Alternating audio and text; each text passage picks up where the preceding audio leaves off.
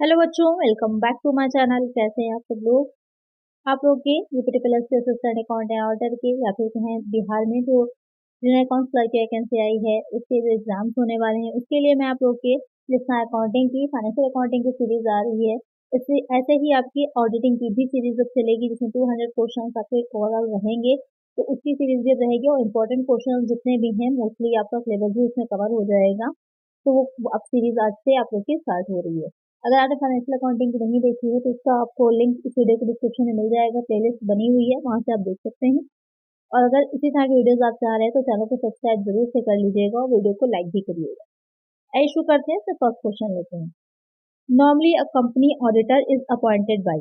सामान्यतः कंपनी लेखा परीक्षक की नियुक्ति किसके द्वारा की जाती है। तो ये क्वेश्चन बहुत पूछा जाता है एग्जाम में कि कंपनी ऑडिटर जो होता है उसकी नियुक्ति कौन करता है। तो यहाँ पर जो क्वेश्चन पूछा गया है वहां पर सिर्फ आपके एक सामान्य अंकेक्षक की बात की जा रही है।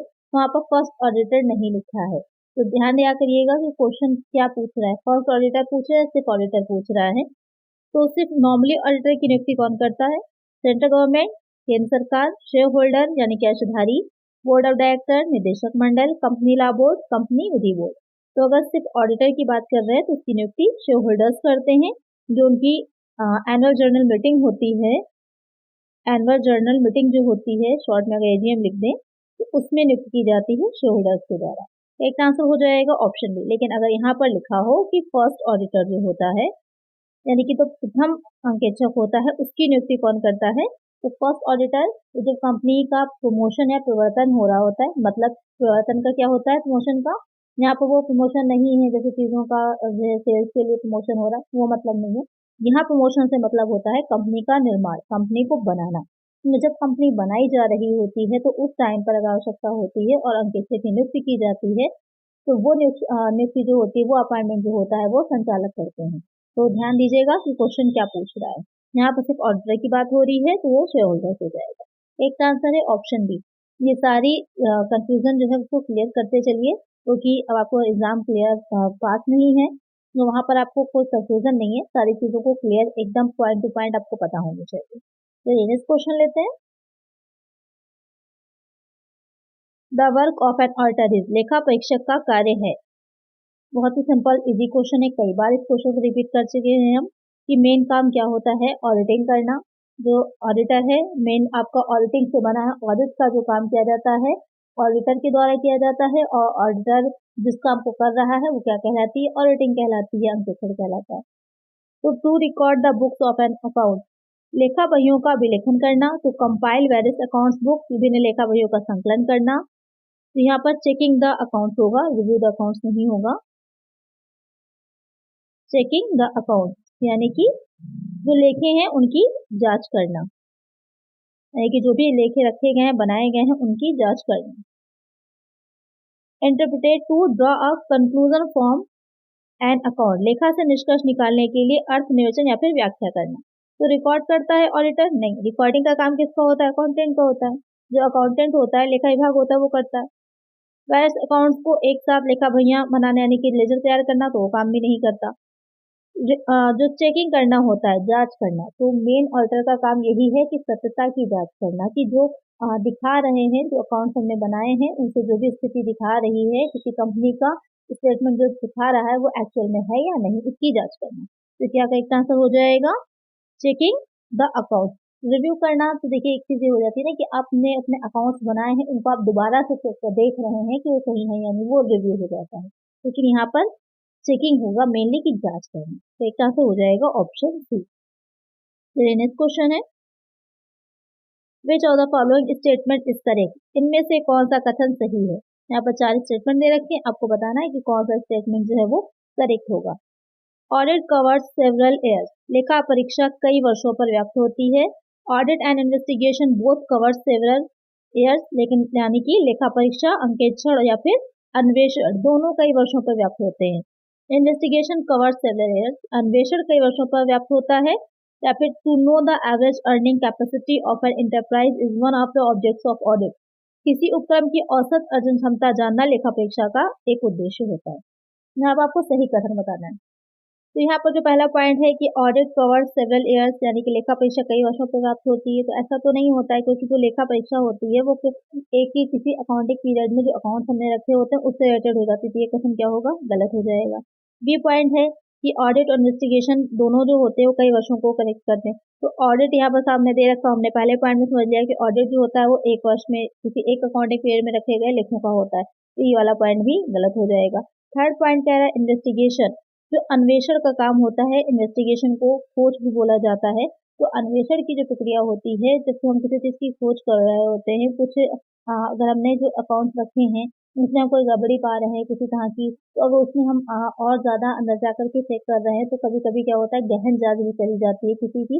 तो अकाउंट्स जो रखे हैं हमने, किसी भी कोई प्रविष्टि की, कोई हमने एंट्री करी है उसकी, वहां पर कई वर्षों का भी देखा जा सकता है। या फिर हम एसेट से रिलेटेड कर रहे हैं, तो एसेट में क्या डिप्रिसिएशन की अभी तक मेथड्स रखे गए हैं, पहले का डिप्रिसिएशन क्या था, तो उससे ये आपस में मिलान कर पाना, तो वहां पर हम कई वर्षों तक पीछे जा सकते हैं।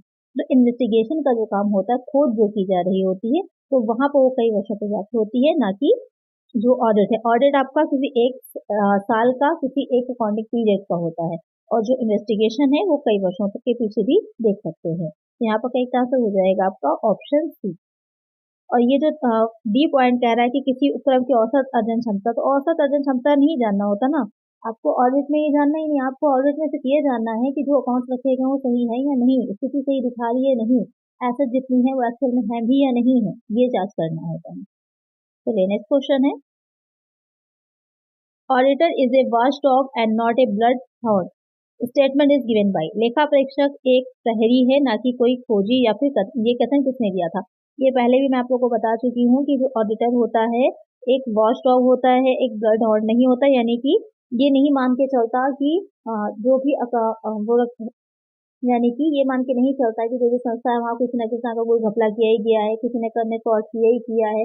यानी कि शक की निगाह से देख के ऑलरेडी नहीं चलता है, वो पहले ही चीजों को समझता है, देखता है, उसके बाद उसी के अकॉर्डिंग काम करता है, इसलिए वॉच डॉग माना जाता है, ना कि ब्लड हॉर्न। अब ये कथन कहा किसने था, तो एक ये आपका विवाद हुआ था, उस विवाद में केस जो था वो किंगस्टन कॉटन मिल्स का केस था। वहां पर ये बात बोली गई थी, किसने बोली थी, लॉर्ड जस्टिस लोक्स ने बोली थी। तो करेक्ट आंसर क्या हो जाएगा यहाँ पर, ऑप्शन बी हो जाएगा। तो इन सब चीजों को भी ध्यान में रखिए, कुछ केसेस ऐसे हैं जो बहुत इंपॉर्टेंट हैं और कई बार पूछे जाते हैं। तो यहाँ पर केस क्या है, किंगस्टन कॉटन मिल्स का केस है, 1896 में उसमें दिया गया था। किसने दिया था, लॉर्ड जस्टिस लोक्स ने दिया था। करेक्ट आंसर है ऑप्शन बी। चलिए next question, which of the following is not a function perform by A company secretary. इनके तरह से कौन सा एक कार्य एक कंपनी सचिव द्वारा नहीं किया जाता है। यहाँ पर आपको बताना है कि कौन सा कार्य है जो एक कंपनी सचिव नहीं करता है। CS, यहाँ पर CS का मतलब हो जाएगा company secretary. As an agent of top management, शीर्ष प्रबंधन के एक एजेंट के रूप में काम करेगा। एज ए वॉच डॉग, निगरानी करने वाला है। As a proxy to the member of BOD, BOD क्या है, बोर्ड ऑफ डायरेक्टर्स को यहाँ पर BOD शॉर्ट में बोला गया है कि किसी BOD के यानी बोर्ड ऑफ डायरेक्टर्स के किसी मेंबर की प्रॉक्सी की तरह काम करता है। CS एज एन अकाउंटेंट, एक लेखाकार के रूप में होता है। तो यहाँ पर सचिव द्वारा कौन सा कार्य नहीं किया जाता, ये क्वेश्चन आपसे पूछ रहा है, कौन सा कार्य नहीं किया जाएगा, ये लेखाकार के रूप में काम नहीं करता, यानी कि अकाउंटेंट का काम नहीं करता है। बाकी जो होता है कंपनी सचिव, बाकी तरह से देखा जाता है कि वो शीर्ष प्रबंध का एजेंट भी है, ये देखना है कि सही काम सही ढंग से हो रहे हैं कि नहीं हो रहे हैं। निगरानी भी रखता है, यानी कि जो है ये भी ध्यान रखता है कि सही नजर रखना। एजेंट होगा तभी तो नजर रखने का काम ही करेगा, वहां से सिलसिला जा जाता है। और बोर्ड ऑफ डायरेक्टर की तरफ से प्रॉक्सी के रूप में भी वो काम करता है, लेकिन वो लेखा परीक्षक का कोई काम नहीं करता है, यानी लेखा अकाउंटेंट की तरह काम नहीं करता। तो इसका आंसर यहाँ पे क्या हो जाएगा, ऑप्शन डी हो जाएगा। चलिए यहाँ पर आपको मैच करना है आपस में, एक साइड में दे रखे हैं ऑडिट के टाइप्स और दूसरी साइड में आपको दे रखा है कि उसमें क्या किया जाता है, वो आपको मैच करना है। तो पहला पॉइंट यहाँ पर क्या है, कह रहा है कि स्टेटरी ऑडिट जो होता है, हिंदी में मैं आप लोग को बताती जाऊंगी। स्टेटरी ऑडिट क्या होता है, संवैधानिक लेखा परीक्षा जो होती है। सेक्रेटरियल ऑडिट क्या हो जाता है, सचिवीय लेखा परीक्षा। कॉस्ट ऑडिट, लागत परीक्षा। इंटरनल ऑडिट क्या हो जाता है, आंतरिक लेखा परीक्षा। अब यहाँ पर क्या है, पहला commerce graduate having proficiency in accounting, यानी कि कोई वाणिज्य में, यानी कि जिसने वाणिज्य में दक्षता रखी है वो लेखांकन का काम कर सकता है। प्रैक्टिसिंग कंपनी, यानी कि जो अभ्यासरत कंपनी है उसका सचिव। प्रैक्टिसिंग चार्टर्ड अकाउंटेंट, अभ्यासरत क्या हो जाएगा, लेखाकार। यहाँ पर सेक्रेटरी भी होगा साथ में, कभी कभी जो है थोड़ा सा टाइपिंग में मिस्टेक हो जाती है, यहाँ पर सेक्रेटरी होगा साथ में। थर्ड हो जाएगा प्रैक्टिसिंग चार्टर्ड अकाउंटेंट, जो चार्टर्ड अकाउंटिंग की प्रैक्टिस कर रहा हो, या फिर प्रैक्टिसिंग कॉस्ट एंड वर्क और मैनेजमेंट अकाउंटेंट। तो कौन सा कार्य कौन व्यक्ति कर सकता है, यहाँ पर ये पूछा गया है। तो जो एक स्टेटरी ऑडिट है, सावधिक लेखा परीक्षा होती है, उसका काम किसके द्वारा किया जा सकता है, तो वो आपका जो चार्टर्ड अकाउंटेंट होता है वही कर सकता है। ये आपका 3 से हो जाएगा। जो सेक्रेटरियल ऑडिट होता है, सचिवीय अंकेक्षण होता है, उसका काम कौन कर सकता है, वो किया जा सकता है एक प्रैक्टिसिंग कंपनी सेक्रेटरी के द्वारा ही, जो आरसीएस की ही कर रहा है वो कर सकता है। जो कॉस्ट ऑडिट होता है वो कौन कर सकता है, जो कॉस्ट एंड वर्क से रिलेटेड है। देखिए यहाँ पर सारे शॉर्टकट दे रखे हैं खुद ही। सेक्रेटरी बता दिया तो आपका सेक्रेटरी में चला जाएगा, चार्टर्ड अकाउंटेंट बता दिया तो सेक्रेटरी ऑडिट में चला गया। कॉस्ट ऑडिट क्या होगा, कॉस्ट और वर्क अकाउंटेंट की इसमें प्रैक्टिस, और इंटरनल ऑडिट किसके द्वारा होता है, तो कोई भी जो अकाउंटिंग में प्रोफिशिएंसी रखता हो वो काम कर सकता है। अब यहाँ पर इसके अकॉर्डिंग ही हम इसको मैच कर लेते हैं। ऑप्शन दे रखे हैं, तो ए का तीसरा था, तो यहाँ पर जैसे कि आप देख सकते हैं क्वेश्चन में, यहाँ पर पहला ही पॉइंट क्या हो जाएगा, करेक्ट हो जाएगा। तो कई बार ऐसा होता है कि आपको बाकी सारे क्वेश्चन देखने ही नहीं है, एक ही पॉइंट से ही क्लियर हो गया। जैसे ए का तीसरा था तो बाकी में यहाँ पर आपको देखना ही नहीं है, यहीं से आपका आंसर निकल आया। तो कभी कभी इस तरह से बहुत इजी भी हो जाता है। वैसे अगर थोड़ा सा डिफिकल्ट बनाना होगा तो यहाँ पर आपको कई में है ए का तीसरा दे देंगे, तो वहाँ पर डिपेंड करता है कि लक पर भी। कभी कभी इस तरह के क्वेश्चन आते हैं, आपको सिर्फ एक ही पॉइंट पता होता है तब भी आंसर निकल आता है। चलिए नेक्स्ट क्वेश्चन लेते हैं। Which of the following audits is exclusively done by company secretary? निम्नलिखित में से कौन सा लेखा परीक्षा विशेष रूप से कंपनी सचिव द्वारा किया जाता है? स्टेटरी audit, cost audit, financial audit, secretarial audit. तो क्वेश्चन क्या कह रहा है, कौन सा लेखा परीक्षा जो है कंपनी सचिव द्वारा किया जाएगा? ये तो बहुत सिंपल सा इजी सा क्वेश्चन ही है, नाम से ही क्लियर हो गया और अभी हमने पढ़ा भी है, यानी कि जो मैचिंग वाले क्वेश्चन होते हैं उससे बहुत से क्वेश्चन सॉल्व हो जाते हैं। तो यहाँ पर करेक्ट आंसर क्या हो जाएगा, ऑप्शन डी हो जाएगा, सेक्रेटरियल ऑडिट। चलिए नेक्स्ट क्वेश्चन है, in a company internal auditor is appointed by, किसी कंपनी के आर्थिक अंकेक्षक की नियुक्ति की जाती है board of director, share holders के द्वारा, गवर्नमेंट के द्वारा, क्रेडिटर्स के द्वारा। ये क्वेश्चन बहुत पूछे जाते हैं। ज्यादातर जो ऑडिटिंग से रिलेटेड क्वेश्चन बनते हैं वो आपके ऑडिटर की अपॉइंटमेंट के बारे में होते हैं, या फिर जो इंटरनल ऑडिट है, या फिर उसमें इंटरनल चेक होता है। इसी तरह के क्वेश्चन बहुत ज्यादा बनते हैं। या फिर आपसे पूछा जा सकता है प्रमाणकों के बारे में, जो वाउचर्स होते हैं वो क्या होते हैं। क्वेश्चन सिर्फ आपके ज्यादातर मोस्ट क्वेश्चन ऐसे ही बनते हैं। या फिर ये होता है कि क्या ऑब्जेक्टिव्स होते हैं, मेन ऑब्जेक्टिव्स क्या हैं, ऐसे क्वेश्चन बहुत बनते हैं। जैसे यहाँ पर कह रहा है कि इंटरनल ऑडिटर जो होता है उसको कौन नियुक्त करता है, तो आपको पता ही है उसकी नियुक्ति किसके द्वारा की जाती है, उसकी नियुक्ति की जाती है जो बोर्ड ऑफ डायरेक्टर्स होते हैं उनके द्वारा। एक आंसर क्या हो जाएगा यहाँ पर, ऑप्शन ए हो जाएगा, जो कंपनी के संचालक मंडल होता है वो नियुक्त करता है इंटरनल ऑडिटर को। चलिए नेक्स्ट क्वेश्चन है, Latin word audire means, Latin शब्द अडायर जो है उसका क्या अर्थ है, to adjust, to dare, to hear, to, यहाँ पर एक हेयर सुनने के लिए है और एक हेयर मतलब यहाँ तक। अब देखिए स्पेलिंग का भी आपको ध्यान रखना है।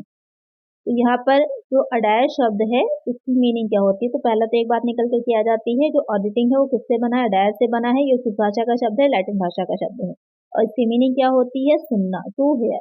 और इसकी स्पेलिंग का स्पेशली ध्यान रखिएगा, दोनों साथ में दे रखी है, आपने डी लगा दिया, आपका आंसर गलत हो जाएगा।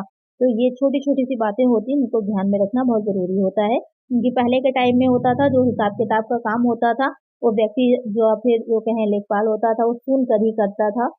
तो इस वजह से इसका जो मीनिंग है वो अडायर से पढ़ा और उसका मीनिंग हो जाता है आपका सुनना। चलिए नेक्स्ट क्वेश्चन है,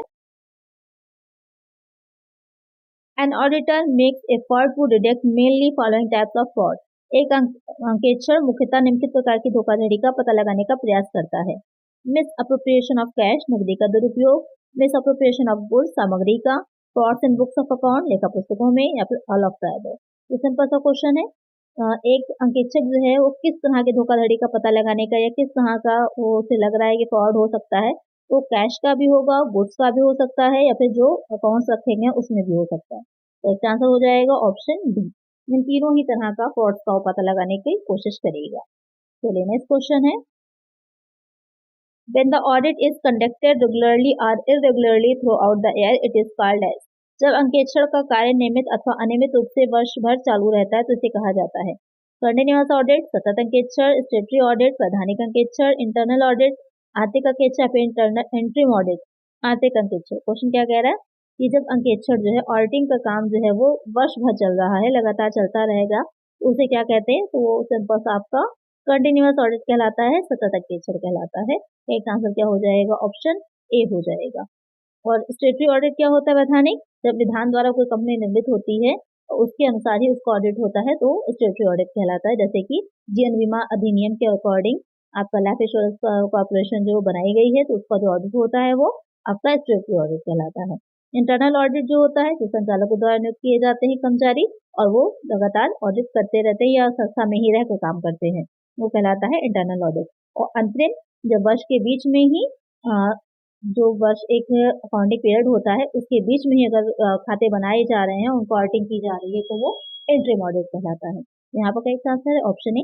ये टाइप्स ऑफ ऑडिट है जो मैं आप लोगों को पढ़ा चुकी हूँ। आप लोगों की क्लासेस की वीडियोस में अगर आपने नहीं देखी है तो क्लासेस की वीडियोस को जरूर देख लीजिए, आपके सारे डाउट्स भी क्लियर हो जाएंगे और आपको प्रैक्टिस करने में समझ भी ज्यादा आएगा। चलिए नेक्स्ट क्वेश्चन है, an auditor is not an insurer and all that he is required to do to exercise with reasonable care and skill. The decision was given in the case of। एक अंकेक्षण बीमाकर्ता नहीं है और उसे जो कुछ करना है वह उचित देखभाल और कौशल के साथ करना है, यह निर्णय इस विवाद में दिया गया है। Kingston cotton mills company limited या फिर एलन क्रेग एंड कंपनी के लिमिटेड में, लंदन एंड जनरल बैंक में, या फिर नन ऑफ द। तो दो पॉइंट बहुत इंपॉर्टेंट कहे जाते हैं, एक आपका वो वॉच डॉग वाला जो भी मैंने क्वेश्चन कराया और दूसरा ये वाला कि वो इंश्योरर वाला एक बीमा करता है या नहीं है। ये दो पॉइंट बहुत जो है ध्यान में रखिएगा, क्वेश्चन इससे बहुत बनता है। दो ही चीजें हैं मेनली जो अंकेक्षक के बारे में कही जाती है, एक वॉच डॉग वाली और एक ये बीमा करता है इंश्योरर वाली। तो वो जो कहा गया था किस विवाद में कहा गया था, उसको भी याद रखना है आपको, किंगस्टन कॉटन मिल्स में उसे कहा गया था। और ये जो बीमा करता वाला पॉइंट है ये किसमें कहा गया है, ये कहा गया है आपका लंदन एंड जनरल बैंक का विवाद था उसमें कहा गया है। तो इन दोनों को अच्छे से कहीं पर नोट कर लीजिए और याद भी रखिएगा, ये दोनों पॉइंट में से कोई भी पूछा जा सकता है। मतलब कहने का ये है यहाँ पर कि अंकेक्षक जो होता है वो कोई कहाँ से इंश्योर नहीं करा रहा आपको, उसने अगर अपना अकाउंट आपके सारे चेक कर लिए हैं, उसके बाद उसने रिपोर्ट दी है, उसके बाद भी कोई भी कंपनी के अकाउंट में गड़बड़ी हो सकती है और आपको इंश्योर नहीं करा रहा कि पूरी तरह से हाँ ये पक्के सही होंगे ही होंगे, वहां पर भी कुछ ना कुछ चीजें रह जाती हैं। ये विवाद में निर्णय दिया गया था लंदन एंड जनरल बैंक में। चलिए नेक्स्ट क्वेश्चन है, for Tata company limited auditing is. Tata company limited के लिए अंकेक्षण है नेसेसिटी आवश्यकता, लग्जरी विलासिता, सिंबल ऑफ प्रेस्टीज प्रतिष्ठा मूलक, नेसेसिटी एंड लग्जरी बोथ आवश्यकता विलासिता दोनों।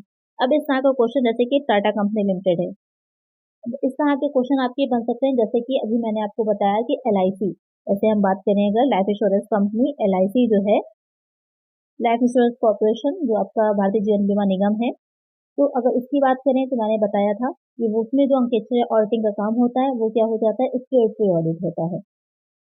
टाटा कंपनी लिमिटेड है ये आपकी किस तरह की कंपनी है और उसमें जो आपका अंकेक्षण होगा वो कैसा होगा, इसको ध्यान में रखिए। कोई भी कंपनी का नाम लिखा हो सकता है, वो गवर्नमेंट हो सकती है या फिर प्राइवेट हो सकती है या फिर आपकी वो कंपनी जो होगी वो पब्लिक कंपनी हो सकती है। तो उसको ध्यान में रख के आपको बताना है कि उसके लिए अंकेक्षण जो होगा वो किस तरह का होता है और क्या है। तो यहाँ पर टाटा कंपनी लिमिटेड के लिए क्या है अंकेक्षण, नेसेसिटी है, आवश्यकता है। कंपनी अधिनियम के अनुसार इनको कराना क्या है, अनिवार्य है, तो कराना है ही, कंपलसरी है। एक आंसर क्या हो जाएगा, ऑप्शन ए हो जाएगा। इंटरनल कंट्रोल्स कवर्स आंतरिक नियंत्रण में शामिल होते हैं, statutory audit, internal audit and internal check, यानी कि वैधानिक अंकेक्षण, आंतरिक अंकेक्षण तथा आंतरिक जांच। Internal check and internal audit only, केवल आंतरिक जांच और आंतरिक अंकेक्षण। Internal check, internal audit and physical control of asset, आंतरिक जांच, आंतरिक अंकेक्षण तथा संपत्तियों का भौतिक सत्यापन। Internal check, internal audit, statutory audit and physical verification of asset, आंतरिक जांच, आंतरिक अंकेक्षण, वैधानिक अंकेक्षण तथा संपत्तियों का भौतिक सत्यापन। बहुत अच्छा क्वेश्चन है, कई बार आपने सुना होगा, बहुत कंफ्यूजन भी रही होगी कि आर्थिक नियंत्रण की जब बात की जाती है तो उसमें क्या चीजें शामिल होती हैं। इसका आंसर आप लोग मुझे सारे बच्चे कमेंट करेंगे कि आपको कितना समझ में आया है। वहां से ये पता चलेगा कि इंटरनल कंट्रोल में जो है आप में क्या क्या चीजें जो 4 ऑप्शन दे रखे हैं उसमें सम्मिलित होती हैं। ये क्वेश्चन मैं आप लोग को पहले भी करा चुकी हूँ या फिर अपने क्लासेस की वीडियो में भी मैंने आपको समझाया है इंटरनल कंट्रोल के बारे में। तो इसका आंसर आप लोग मुझे कमेंट करिएगा। चलिए नेक्स्ट क्वेश्चन है, प्रॉपर्टी ऑडिट रिफर्स टू, औचित्य अंकेक्षण का तात्पर्य है वेरिफिकेशन ऑफ अकाउंट, खातों के सत्यापन से, examination of account of sole property, एकल स्वामित्व वाली संस्थाओं के खातों की जांच से, examination of need and rational of expenses, व्ययों की आवश्यकता तथा औचित्य की जांच से, ऑडिट ऑफ गवर्नमेंट कंपनी, सरकारी कंपनियों के अंकेक्षण से। तो क्या हो जाता है औचित्य अंकेक्षण, जो कि आपके क्वेश्चन में पूछा है। तो औचित्य अंकेक्षण जो होता है, कॉस्ट ऑडिट की जब हम बात करते हैं तो उसके 2 साइड होते हैं। एक होता है कॉस्ट ऑडिट का, ये आपका औचित्य अंकेक्षण, दूसरा हो जाता है निपुणतया यानी कि इफिशियंसी ऑडिट। तो 2 हो जाते हैं। अगर हम इसको इस तरह से लिख देते हैं तो कॉस्ट ऑडिट जो आपका लागत अंकेक्षण होता है उसका एक साइड ये हो जाएगा आपका औचित्य अंकेक्षण, और दूसरा साइड जो होता है यानी कि जो दूसरा तो 1 लिख देते हैं, सेकेंड ये जो अंकेक्षण होगा वो कौन सा हो जाता है, एफिशिएंसी। इन सारी चीजों को ध्यान में रखिए, कहीं पर कुछ भी पूछ सकता है तो वहां पर एक्सप्लेनेशन भी बहुत इंपॉर्टेंट हो जाता है आपके लिए। ये हो जाता है एफिशिएंसी ऑडिट यानी कि कुशलता। तो अब यहाँ पर क्वेश्चन जो पूछा है वो औचित्य अंकेक्षण से रिलेटेड पूछा है।